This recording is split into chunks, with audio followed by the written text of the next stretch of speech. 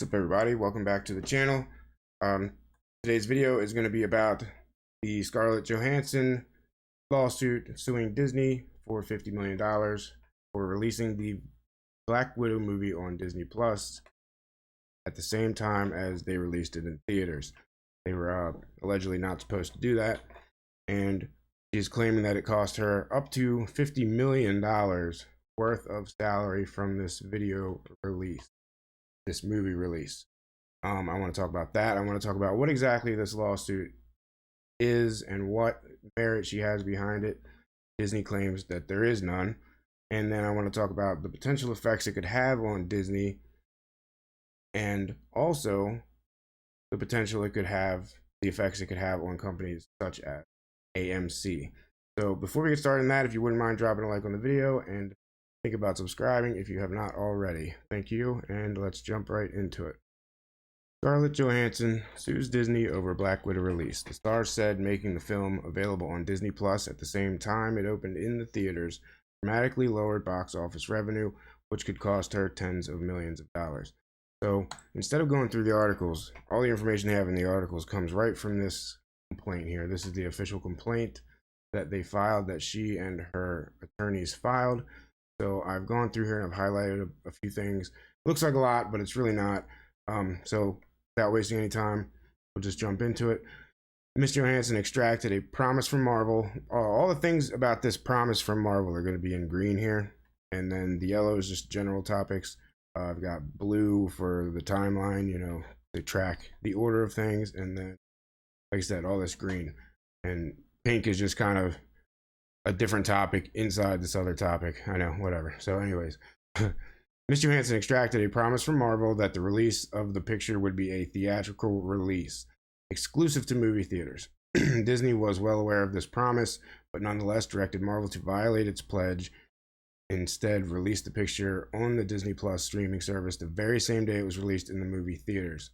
And this section of the complaint here is just their accusations, kind of all bundled up and summed up, and then later on they have all the stuff and information to back up all those accusations. So in this section you'll see a lot of them saying that is our belief, this, and based on information we believe. So Disney, this is their belief, Disney wanted to lure audience away from the movie theaters and towards its own streaming service, keep the revenues for itself, growing Disney Plus subscriber base, and boosting Disney's stock price. Second, they wanted to devalue Ms. Johansson's agreement and thereby enriching themselves. Leading up to this lawsuit, Ms. Johansson gave Disney and Marvel every opportunity to right their wrong, make good on Marvel's promise. Numerous other movie studios have been through this recently, including Warner Brothers, who on information and belief settled with its talent on films such as Wonder Woman after it released those films day and date to its streaming service HBO Max last year. Day and date means the same day as the release in theaters. Disney and Marvel largely ignored Ms. Johansson. This paragraph just kind of explains the background with I'm just going to call her Scarlett because we're on a first name basis. Me and Scarlett are. So Scarlett, in 2010, she was in Iron Man 2. She was in Black Widow. She played Black Widow in that movie and in 6 movies following Iron Man 2. In 2019, Marvel announced that Black Widow would finally have her own film. Prior to this announcement, they had finalized a deal for her services in connection with this picture. The deal set forth in an agreement dated as of May 9th, 2017, should be blue, my bad, series of amendments, and a series of amendments afterwards, collectively referred to herein as the agreement. So the agreement, that's what they're referring to. And they have the entire agreement. We'll get into that, just a small portion of it.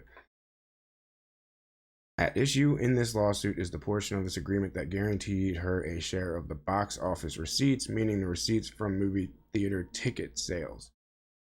Scarlett obtained from Marvel a valuable contractual promise that the picture would be a wide theatrical release, released exclusively in theaters, remain exclusively in theaters for a period of approximately 90 to 120 days. This 90 to 120 day window is not only the industry standard at the time the agreement was finalized, but also standard practice for prior Marvel movies distributed by Disney, including those starring Scarlett. In November 19, and this is where you start to kind of put it all together, why Disney's doing what they're doing. In November 2019, 6 months after the agreement, allegedly doing, 6 months after the agreement, Disney launched Disney Plus. In order to convince consumers that Disney Plus was worth the $7, now $8 monthly access fee, convince investors that the service would be profitable, Disney announced that the offerings on Disney Plus would include Disney's entire library of films, television series, and original content. Disney Plus would eventually be the go-to source to stream the Marvel content. And they did. When they launched Disney Plus, they pulled everything Disney from everywhere. If it was Disney related, you couldn't watch unless you got Disney. And I had to, because my son's a big Mickey Mouse Clubhouse fan, so I had no choice. So they did that. In light of the announcements, Ms. Johansson's representatives sought assurances that Marvel would hold up its end of the bargain. Theatrical release guaranteed in her contract. And this is the part of the agreement here. We totally understand that, this is the response to that, her reaching out. We totally understand that Scarlett's willingness to do the film and her whole deal is based on the premise that the film would be widely theatrical released.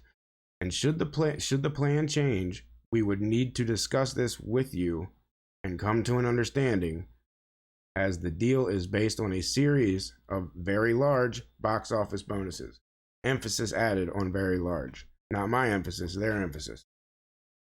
In late March 2021, however, in direct violation of these promises and the agreement, Disney announced they were going to simultaneously release the movie in theaters and on the Disney Plus Premier Access service, available only to Disney Plus subscribers.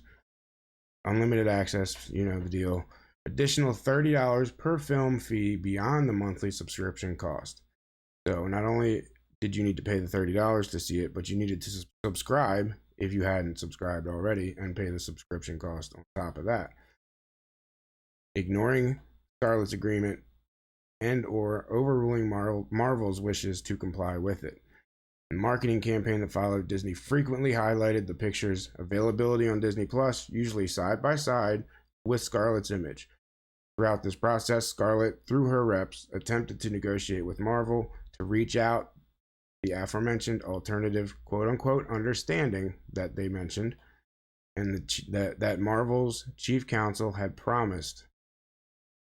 Ultimately, Marvel ignored this outreach, and the picture was simultaneously released in theaters and on Disney Plus on July 9th, 2021.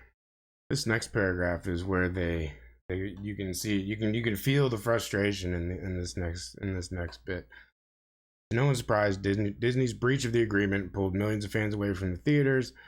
They boasted 60 million on Disney Premier Access in its first weekend alone, dramatically decreased the box office revenue. According to an article from one well-known Hollywood trade journal published 3 days after the picture was released, veteran distribution executives say it's clear that the availability of the movie on Disney Plus cannibalized box office, noting that an entire household might have gone to see the movie in the theater. Instead, pay just $30 and watch it all together at home. There's no question that Disney Plus Premier availability ate into the box office receipts. Notably, Disney's stock price jumped 4% in the days following the picture's release. This next bit, they just go on and on about their plan. They spell out Disney's entire plan, how they pulled this off. In short, Disney chose to placate Wall Street investors and pad its bottom line, rather than allow its subsidiary, Marvel, to comply with the agreement. Now, Disney owns a portion of Marvel. Disney owns a portion of everything. Marvel to Hulu, if it's not directly owned, then they own a company that owns a company that owns a company. They're everywhere. So, but they still have to honor Marvel's agreements. They can't just, by being owners, they can't just ignore Marvel's agreement. So not only are they held liable in that sense, and they're held liable if they did in fact just ignore it or bully Marvel into doing what they wanted them to do, allegedly. The last page we're going to go over here, with the bulk of Scarlett's compensation being tied to box office receipts, Disney knew cannibalization of such receipts by Disney Plus would save Marvel, and by extension Disney, quote, very large, end quote, amounts of money otherwise owed to Scarlett. On information and belief, Disney intentionally induced Marvel's breach of the agreement without justification in order to prevent Scarlett from realizing the full benefit of her bargain with Marvel. In this last paragraph, this is pretty interesting. This goes back to their CEO and former CEO and other these two main executives here that set this whole Disney Plus thing in motion and have been pushing the whole Disney Plus thing this entire time. Disney's financial disclosures make clear the very Disney executives orchestrating this strategy will personally benefit from their and Disney's misconduct. In 2021, Disney's CEO, Robert Chapek, was awarded equity grants totaling 3.8 times his $2.5 million base salary.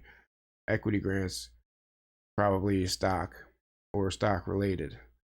The primary justification for that award, according to Disney's compensation committee, was that he worked to quickly program new offerings on our DTC, direct-to-consumer, Disney Plus, and linear channels, and launched our direct-to-consumers services in several key markets. Robert Iger, Mr. Chapek's predecessor, forgive me if I'm pronouncing either of those names wrong, they couldn't just have Brown, something like that, also received the overwhelming majority of his compensation, just over $16.5 million, in the form of stock grants. The reason for this mammoth award, according to the same report by this Disney's compensation committee, quote, successfully launched Disney Plus and drove unprecedented subscriber growth in the first year. Remember, this was only launched in November 2019, right before this whole pandemic thing hit, and streaming became a huge thing. Bigger than it already was. I mean, they were falling behind, and there's a portion in here that goes into that. They're falling behind with Netflix, and they're falling behind with these other big streaming companies, Amazon Prime, and they needed to make a move fast. And that's part of their argument, is they needed to do something. And here's the statement at the very end here. The message was clear: increase Disney Plus subscribers, never mind your contractual promises, and you will be rewarded. So their whole stance is they'll run over anybody in their path as long as they can do this. And she's not the only one that like they had the with Warner Brothers. Is that right? It was with Warner Brothers. They did have the same problem with Wonder Woman. I think this is a thing. This is a thing. You've got Emma Stone, who says she's weighing her options about Cruella. You've got Emily Blunt, who's seeing how things play out with her Jungle Cruise movie. They've both said they're paying attention to this. You've got people backing her in the industry and people rooting for her. And some people may think that, well, she's rich. Why is she going to make a big deal about this? I mean, you're talking about Disney, $100+ billion company, refusing to give her millions. I don't care how much she has. I mean, they owe her millions, right?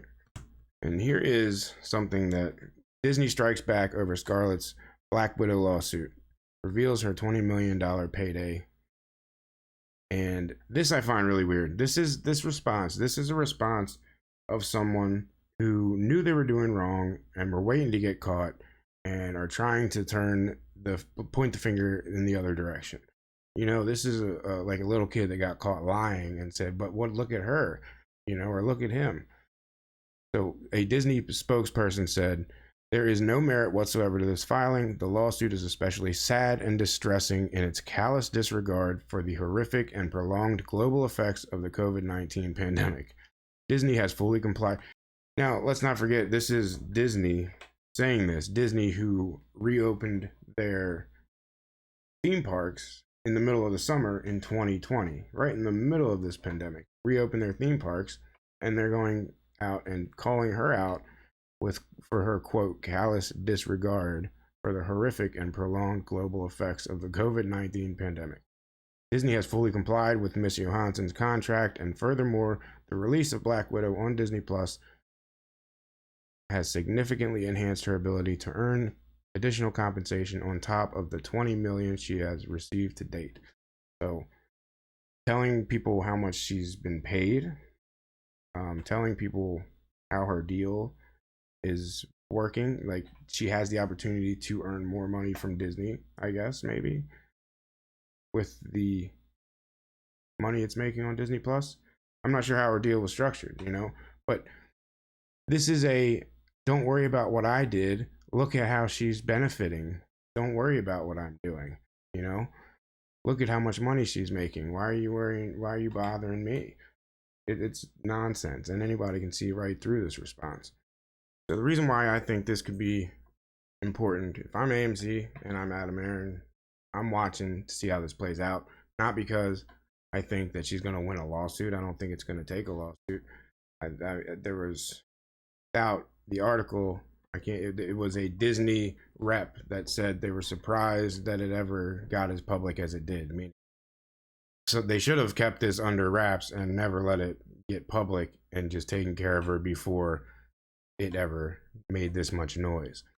Let's say they turn out winning this thing. She turns out winning this thing, and Disney says, you're right, it was a breach of contract. We shouldn't have done that, which I think they're going to avoid that. They're going to avoid any wrongdoing, admitting wrongdoing at any cost. So we'll see how that goes. But if they were to admit that, yes, they breached a contract, I would argue that theaters then have a case to say, hey, you cost us X amount of dollars when you breached that contract, right? To save in the interest of time, we're just going to run through this really quickly. So Marvel made $60 million. This is just opening weekend. $60 million, just the opening weekend, right?